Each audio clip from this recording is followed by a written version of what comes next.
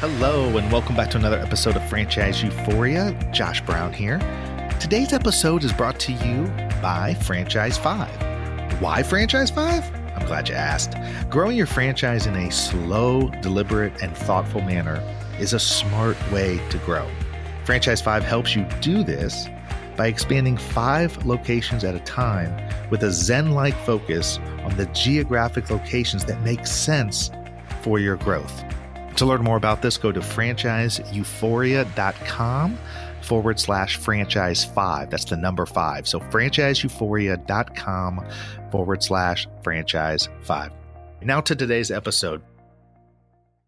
Today, we've got on Doug Bertram. He's a CEO and owner of Structural Elements, which is a new and emerging franchise system in which they treat orthopedic conditions and have done so for over 20 years. He's turned his clinical success and proprietary approach into a franchise concept, now offering Structural Elements orthopedic wellness clinics as franchise opportunities. They currently have 4 locations and plan on aggressive expansion through 2018 and beyond. In addition to his love of working with the human body, Doug has a love of modern design, effective treatment, modern clinic design, and a simple business model are what he trusts will be a recipe for success. You know, I'm excited to have interviewed Doug. I think you'll find him to be very conversational. And I think you'll find, in particular, some very interesting thoughts on how he learned about turning his business into a franchise, about how he focuses on what's called systems theory, and also who are the ideal franchisees for him. I think it might surprise you a little bit, and I think it's really interesting and really smart way to approach it. So without further ado, I hope you enjoy this interview with Doug Bertram. Hello, today I've got on Doug Bertram, CEO and owner of Structural Elements, a new and emerging and growing franchise. Hi, Doug. Welcome to the show. Hey, thanks for having me. I'm really curious about this business model. I'm curious about you and your history. But before we dive in to your history, tell me about Structural Elements, what you guys do. It's my favorite thing to talk about. So we call ourselves an orthopedic wellness clinic. Now, right away, that sounds like kind of an oxymoron. Most people, when they hear orthopedic, they think of Aunt Sally and her having her hip replaced. And then you put wellness next to that and people get confused pretty quick. But it is revolutionary. I mean, we are looking at trying to prevent the hip replacements, the knee replacements, and early degeneration of joints. So Structural Elements focuses on the balancing of the structures of the body. A lot of people think we're an engineering firm because of the name, and that's kind of on purpose. We say that we look at the body through an engineer's perspective. Structural Elements Orthopedic Wellness Clinic is what we go by. What about your background? I mean, you've been in this space a long time. You've been working in this arena for, I think, in upwards of 15, 20 years. Tell us a little bit about your history. I'm an outlier, kind of the black sheep of multiple industries here, but and you wear it as a badge of honor, don't you? Yeah, you can tell that, couldn't you? I was like jumping at the bit to get into it. So I started off, honestly, 23 years ago. I had a track coach who convinced me that I should go to massage school because I knew I wanted to work with the body in some capacity. As a young guy, you know, I like to get myself in trouble and hurt a lot. I was an athlete growing up, ran a lot of track and things like that. Knowing that I wanted to work with the body in physical therapy or chiropractics or something like that, I knew that starting as a massage therapist kind of just gave me opportunities to work in environments while I continued to learn. As it came time to make the decision on grad school, I had been working with practitioners that combined the dry needling or acupuncture and spinal manipulation. Those became kind of the 2 modalities that I found that worked really well together as a patient. So at the time, the educational path that gave me the most direct access was to study Chinese medicine. So I did a 4.5-year program studying Chinese medicine, started at Pacific College of Oriental Medicine in San Diego and finished my studies in Santa Cruz at the Five Branches University. You've been doing this a long time. It's interesting to me because me being in the franchise world, I see a lot of franchise businesses. I see a lot of businesses turning into franchise, work with a lot of those folks. And it's always a challenge. What I want to get into a little bit with regard to your business is that the healthcare franchise space is really thriving right now in many respects. I think that's partly because of just the nature of healthcare in general, the nature of people getting older and the senior population and so on and so forth. But seeing a huge influx of franchise businesses in the wellness and health space. What first got you thinking about franchising this model? For years, I've been teaching continuing education to other healthcare practitioners, and we have blended these modalities together in a pretty unique way that actually is a proprietary system. I'm going to get a little nerdy on you for a second here. We focus on connective tissue and changes within connective tissue called the formation of a focal adhesion. And I have to kind of get a little technical to understand why this path. We needle those points. Okay, we use needles, and we believe that everybody thrives on efficiency, and that once you have a compromise to your structural alignment, you're going to start to compensate. And in the body, when compensation occurs, a lot of times that will create pain in areas that are completely unrelated to the original source of dysfunction.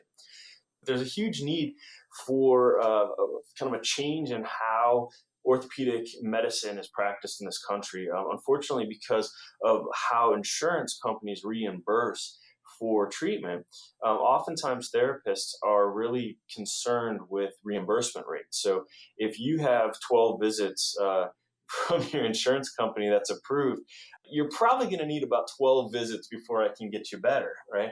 It's a conflict of interest. And ultimately, a lot of therapists end up just applying any sort of billable modality that the insurance company will reimburse for that given injury. Well, or you may need, well, not to interrupt you, but or you may need 20 visits and you only get 12 paid for. I mean, Sure, I'm sure that absolutely. happens too. So ultimately, we found an approach to working with the body that gets results in a shorter period of time.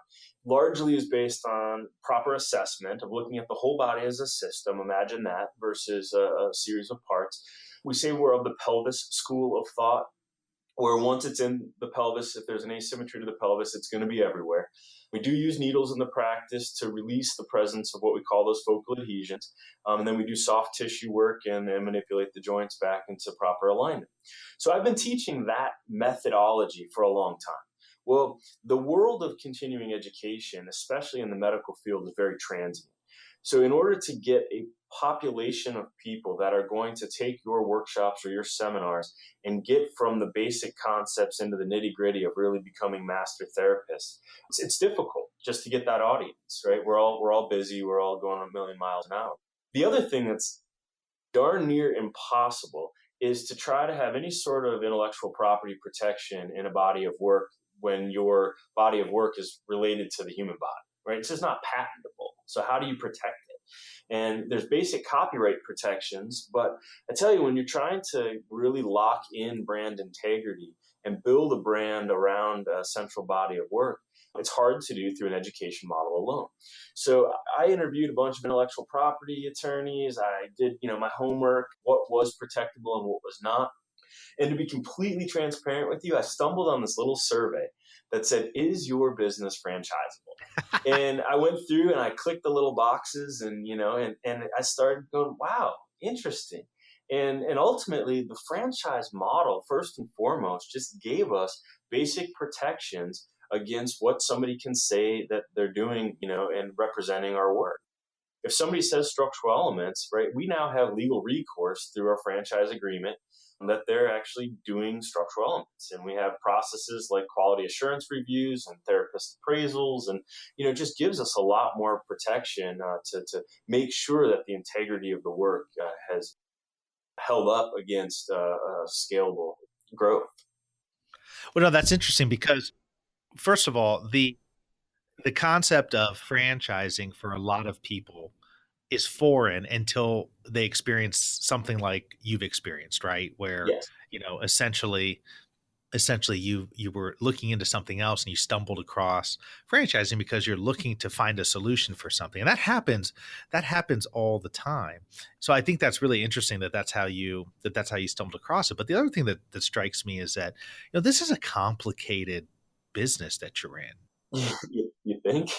I mean, yeah, one of the hallmarks of franchising is really taking something that could be complicated and simplifying it, right? You're simplifying it so that you can create those proprietary methods, the the training manuals, the operations manuals, the model for somebody else that you can plug them into. Talk to me about how you were able to do that. How were you able to take the complex and make it more simplified?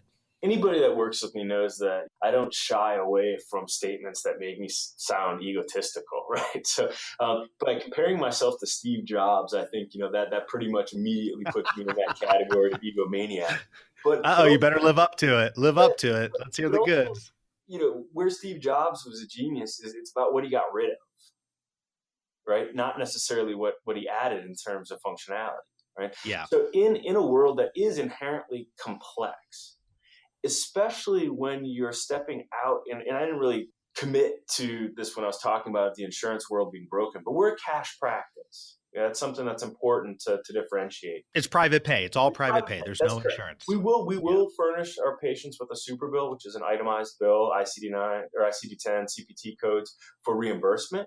But we are in a contract with our patients, right? They have an agreement with their insurance company. That's for them to figure out what that relationship looks like. Our commitment is to try to offer the best standard of care to our patients and get them better and back to what they love to do as fast as possible. So that alone cuts out a lot of complexity. Okay. We were able to take something that is very complex and get rid of the stuff that just doesn't really need to be there. Right. And we say that we've kind of developed the paint by numbers system. Well, give me an example. So give me an Yeah, example yeah, of yeah. that. Tell me something, because I think the reason I'm digging into this is because there are people listening right now who are trying to do the same thing with their business, Absolutely. and it's really hard to do. So give an example of how you took something that you felt you could get rid of to make the business better and to make it more streamlined and simplified. Now, there are two things that I really have to talk about uniquely. One is the methodology of what happens in the treatment rooms. The other are the operations, the day-to-day operations of the business itself. Okay, so I'm going to start by first talking about the treatment room. Now, we're not targeting physical therapists and chiropractors and acupuncturists as our primary franchise owners. We're targeting existing franchise owners, right? Because what is oftentimes confusing is therapists don't necessarily make the best business owners, and certainly, entrepreneurs and business owners aren't able to do therapy, right? Absolutely. So one way to simplify it is let people do what they do best. Don't try to make everybody be good at everything. So the one thing that simplified it is therapists are the easiest employees I've ever employed. They know exactly what they're there to do. And we've been able to train them through a combination of online coursework as well as doing coursework at headquarters prior to them treating, and as well as ongoing education and access. But they know what they're there to do. And the paint by numbers part of it is we've made the system and the language extremely simple and reproducible. We've proven the concept there. From the business standpoint, again, the day-to-day operations. It's a very simple model. It's a fee-for-service model. We have a patient care coordinator who does what they do very well. They greet people. They have a friendly face. They get to know customers and patients, and they schedule people and they collect fees, right? And that's what they're there to do. We have somebody at corporate that handles all the communication for all the franchisees. So we take care of all their social media for them. Now, do they still want to post things that give their local community, events voice throughout the franchise system? Absolutely. But the more that you can centralize and the more that you can systemize, the less margin of error. So it's really about finding, who does what they do well and empower them to do that instead of, wearing 12 different hats as a business owner. Do you allow your franchisees to have some of that localized control? I mean, that's a big hot area in franchising right now, especially because of everybody knows how instrumental social media can be for your business. And so, but it's hard because you've got what, 4 franchisees right Yeah, now? we've got four units that are currently open and operating. So it's probably at this point in time, I don't want to say easy, but it's easier because you know what 4 locations you're dealing with and so on and so forth. But as you expand, you can do things on a national corporate level, which are certainly going to be beneficial. But how do you also allow your franchisees to also have some control over things that are going to be more locally based or regionally based, or something to do with their local community that you as a franchisor may not know about? We've created templates. So we have a year-long communication calendar. Each week we have themes. Within each week we have, like we call Motivate Monday and Wellness Wednesday and FYI Friday. We produce a lot of the content for them so that all they're responsible for doing is representing their local presence in their community. That's one of our big core values, is we want to take what we do and what we do well and be able to scale it by having each clinic in each community be that positive place in their community. We don't want to water that down, because it's a relationship business. We're building relationships with our patients and customers, and that's something that on a local level you can't replace. You can't do that from a national headquarters, right? That all has to happen on that local level. But by giving them ideas, like for instance, in our marketing plan, we have them go and identify 10 key influencers and take them out to coffee or to lunch, and educate them about what they do before ever opening. Oh, that's great. I love Yeah, that idea. That's a you have brilliant to. idea. And here's the Yeah. thing is, you have to be a little shameless about it, but people can't send people to you and people can't promote your business if they don't know you're there, they don't know that there's access to care, or if they haven't been educated. Well, and if they don't like you, or I mean, they got to know Sure, you, nobody's right? going to send their best customers over to you if you got a bad reputation, right? But you have to do that. You have to get out there and you have to build relationships, right? And when we say key influencers, in our world, that's personal trainers, it's cross country coaches, at the local high school. We're right near a country club, so we've done a lot of work with the golf pro and the tennis pro. It's finding those people that kind of are going to understand what you do, and educating them. Oh, hey, this is a good thing. This is a good idea. And they just so happen to have a circle of people around them that pay attention to their recommendations. But people have to come to your actual location for the service, right? You don't go to other people's location, or do you do That some of is that? correct. Now, for the actual treatments, it's all done in-house, right?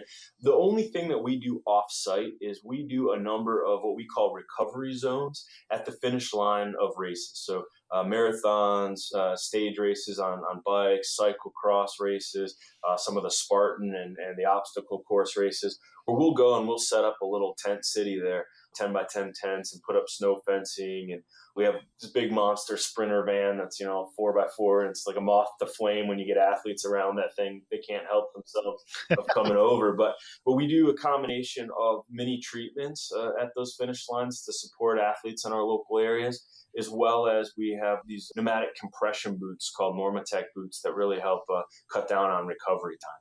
And I'll be honest, I mean, why would we go and the boots are expensive, they get muddy, we're dealing with sweaty bodies, why would we go and do that for no charge, right?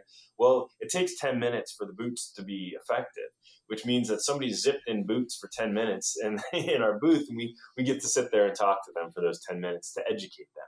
So you have to find the more complicated your message is and the more complicated your product is, the more you have to create opportunity for education. You're not going to capture it on a business card. You're not going to capture it on a billboard. You have to get in front of people and be able to dialogue and to do the thing that everybody's afraid of doing, which is go and do some public speaking and talking to local service groups, talking to Kiwanis clubs and your exchange groups and all of those types of folks.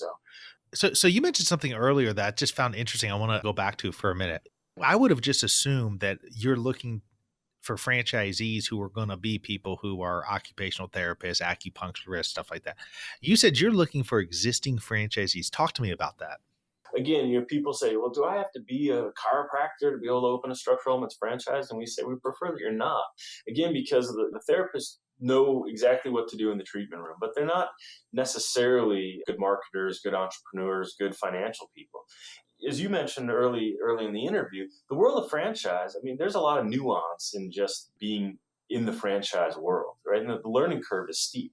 But if you take an existing franchise owner, and we're targeting primarily fitness space, multi-unit owners of fitness franchises, and most of your listeners know who those are. It's the Orange Theory, the Core Power, the Club Pilates, the Cycle Bar.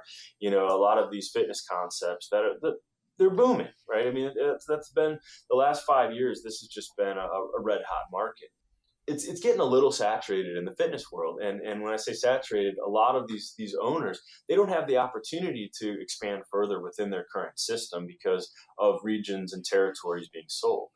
So they're looking for other concepts. And what better, instead of, going a couple towns over and opening up another, any of the aforementioned, what if you could open up right next door and double down and leverage your customer base a second time? Interesting, right? I actually think that's a really smart way to do it. I mean, so many entrepreneurs that turn their business into a franchise just think that it's going to be easy to go hire other people who are traditionally used to just working sort of as a doing a certain task, doing the occupational area. And then all of a sudden they can magically become business owners. And it's challenging. Whereas it sounds like your model, you see this a lot of times with, as an example, there's some lab test franchises where the business owners, I mean, it's not like the business owners are the nurses who are taking your blood. They're actually out there marketing the company, making the relationships, going over to the hospitals, going to but they have somebody else who's in there. They have the nurse practitioners that are in there. That sounds to be, and that's a smart way to do it because then everybody is staying in their own lane, which is what you want them to do. If you're paying somebody that has a terminal degree, if you're paying somebody with a doctor in front of their name, you want that person to be, you want dollar density there. I mean, you want that person to spend their time raising revenue, right? I mean, that's what they do best, right? And you as an entrepreneur, and especially if you're the one that's, familiar with the community, or again, if you are teaching classes or you have a couple hundred people coming through your primary business a day, taking cycling classes or, doing Pilates or doing yoga, well, you have a lot of opportunity to spread the word to those people. And the other thing too is, I mean, everybody wants fitness and everybody wants wellness. I mean, the baby boomers are staying healthy and active, longer than generations before them. The millennials, they all expect high quality premium, and they don't necessarily trust our current medical system as much as previous generations have. And these people, they all pay attention to results. As long as people are feeling better, it's a non-barrier. It just is. One of the things is that a lot of business owners that think about franchising and go into the franchise model, they don't fully think through all the processes, all the systems that they're going to have to put in place. They don't think through the creation of not just any kind of operations manual, but a tremendous operations manual. I mean, it got to the point in my practice where now I do those operations manuals for people because I was getting operations manuals from clients. I'm like, what is this? This is not going to work. It might work for a generalized business, but it's not going to work for a franchise business. Tell us what you did, the process you went through to create your training and operations manuals for the business. I can summarize that into just, I'm only smart enough to know that I need to surround myself by people that are smarter. And so ultimately, we spent a couple of months trying to write these outlines, doing a lot of research, pulling templates off the internet, all of that, before we realized we are never going to figure this out. We did our homework and we found people that have been doing, I said this earlier, find what people do well, right, and pay them to do a great job at it. We found people that have, 30 years experience in the franchise world that all they do is write operating manuals and pre-opening guides and quality assurance reviews. We found great attorneys to help us with our FDD and with our franchise agreement, regional developer contracts. And the learning curve is so steep in the franchise world that you have to realize is you just can't do it cheaply. Because if you do it cheaply, you're not going to do it well. And if you think that you can do it all on your own, then you're going to spend a lot of time and a lot of money. And then you're going to go and pay somebody who knows what they're doing anyway. So the sooner you can kind of just come to terms with the fact that it's going to be expensive, if that deters you, then you don't have a product that you really believe in, right? So if you have a product that you think absolutely, people need and the world deserves, then you have to trust in the product enough to be willing to put your money into creating good systems. Operations is everything. We've got a wonderful VP of operations who has tons of experience in the franchise world. At every single crossroads, we've had to stop and only entertain scalable solutions as solutions. We don't want to get, 50 deep and have to reinvent the wheel. As a new franchisor, it's very different than running a small business that the end game is just that business. It's cowboy business for every entrepreneur that starts off and they're just running their one storefront. But as soon as you try to put, scalable solutions in place, you just have to put the thought in and make sure that you're working with good vendors that understand franchise and that have supported other multi-unit owners. If you're not thinking with the end in mind, you're going to bottleneck really, really early on in the game. Did you have more than one physical location before you franchised? We didn't. I actually got a lot of pushback around that. Here's the thing. I don't claim to be the best business owner. I have no problem making statements that make me seem a little egotistical. I do challenge somebody to find somebody that's better in the treatment room than I am. But I've been standing over a table for 23 years. That's what I do really well. And I've developed a proprietary system that gets results. My goal is not to own a bunch of businesses. I don't want to be the boss. I want to be the guru, right? I want to teach people what we do. Because the end goal has always been to spread the education. I've had to hire people that have the business experience, and I've had to hire people to help me write, the roadmap and to improve my day-to-day operations, again, into best practice. When we wrote our first version of the operations manual, it was half capturing what we do on a day-to-day basis and the other half what we should be doing from somebody that has years of experience in business and writing operations manuals. Early on in this process, we had to tighten up a lot of our systems just to make sure that we ourselves were practicing kind of best practice and industry standards, making sure that we have the right compliance with HR and everything that we're doing on a daily basis is correct. So it's been a huge learning curve. But again, I don't think you ever get to that point unless you have some sort of scale in mind. There's a lot of big companies that haven't scaled that still have questionable practices, in their day-to-day. In talking on that, and as we kind of wrap up and finish up the interview, it's a good segue in that, you say you are tremendous at what you do, but you wouldn't call yourself, and you have no desire to own a bunch of businesses. How has the transformation for you been personally in terms of going in and basically doing your service that you do and do exceptionally well to now having to oversee a system? Because there is a change. I mean, there is a change in leadership. There's a change in role. There's a change in what you're thinking about on a day-to-day basis, because you are looking at the whole system as opposed to just one patient. How's that been for you? What's that transformation been like? You would think that I had emailed you this question ahead of time to prompt you to lead me down this path. This is my absolute favorite thing to talk about, because what is the reason why I studied Chinese medicine and went down this whole educational path is it's learning systems theory. In our approach, we don't look at just individual parts of the body. We look at the whole body as a system. And I just got back from the IFA convention in Phoenix. And, everything. I missed it this year. I'm going to hopefully try to be at it next year, but I just couldn't make it this year. And how was it? Let me digress for 1 second. I Yeah. just couldn't, to me, before I got in this world, franchise was the big, bad, and the ugly. For me, it was you go to a restaurant, you'd have a great experience, you find out as a franchise, and you felt a little bit like duped, right? Well, it's not the case. Being a franchise is all about supporting small businesses and living out their dreams. And the culture within IFA and in the convention was everybody had an open book. Everybody was just, you're selling mistakes.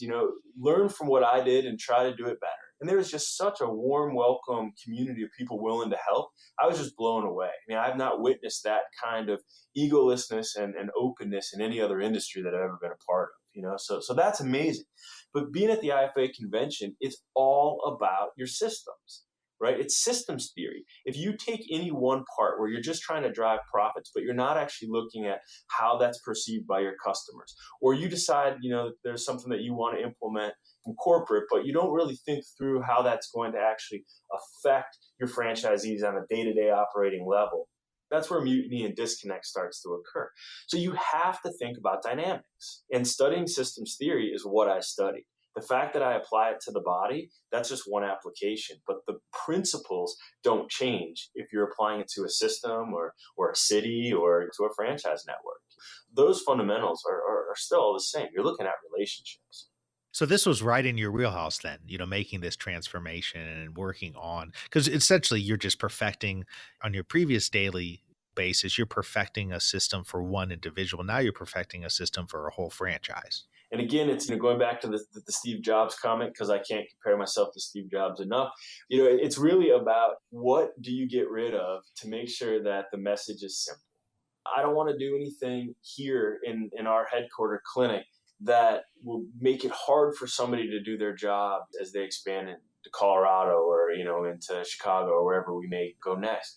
So it really forces you to have the discipline to make sure that you're keeping your message simple. And we say it all the time, it's common sense medicine. I mean, imagine that, the fact that you have an imbalance, in the hips and you're dropping a shoulder and you're cranking your head to your side to get your eyes and ears back to level, that'd make your neck hurt. Why not, address the hips when somebody comes in for neck pain versus just looking at the neck in isolation?